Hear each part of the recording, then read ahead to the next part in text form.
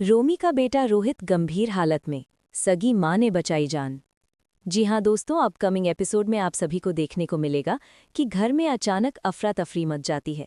जहाँ एक तरफ सारिका और महिका आपस में बहस कर रही होती है, तभी नीलू घबराई हुई हालत में दौड़ते हुए आती है और बताती है कि रोहित बाथरूम में फिसल गया है और उसके सिर में गहरी चोट लग गई है।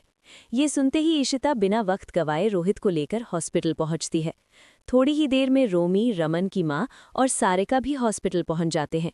रोमी रोते हुए इशिता से पूछता है कि रोहित की हालत कैसी है। इशिता बताती है कि चोट बहुत गहरी है और खून ज्यादा बह चुका है।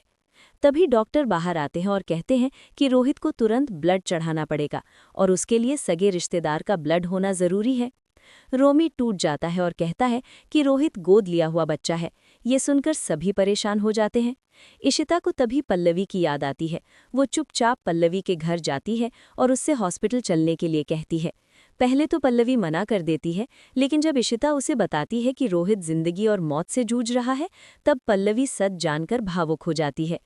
पल्लवी हॉस्पिटल पहुंचती है और बिना किसी सवाल के रोहित को ब्लड दे देती है। कुछ ही देर में डॉक्टर खुशखबरी देते हैं कि रोहित की हालत अब खतरे से बाहर है।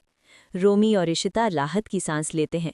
बाद में इशिता और शगुन पल्लवी का धन्यवाद करती हैं। पल्लवी उनसे हाथ जोड़कर रिक्वेस्ट करती है कि ये सच किसी को ना बताया जाए, खासकर अमर को।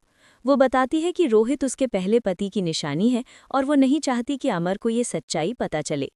इशिता और शगुन उसे वादा करती हैं कि ये बात हमेशा छुपी रहेगी, लेकिन उसी वक्त पर्दे के पीछे खड़ा अमर सारी बात सुन चुका होता है। जब पल्लवी पलटती है और अमर को सामने देखती है तो उसके चेहरे का रंग उड़ जाता है। अब सवाल ये है दोस्तों, क्या अमर पल्लवी से सच्चाई पर जवाब मांगेगा या फिर वो इस राज को अपने दिल में दबा लेगा? अपनी राय कमेंट में ज़रूर बताइए और आगे की अपडेट के लिए वीडियो को लाइक और चैनल को सब्सक्राइब करें।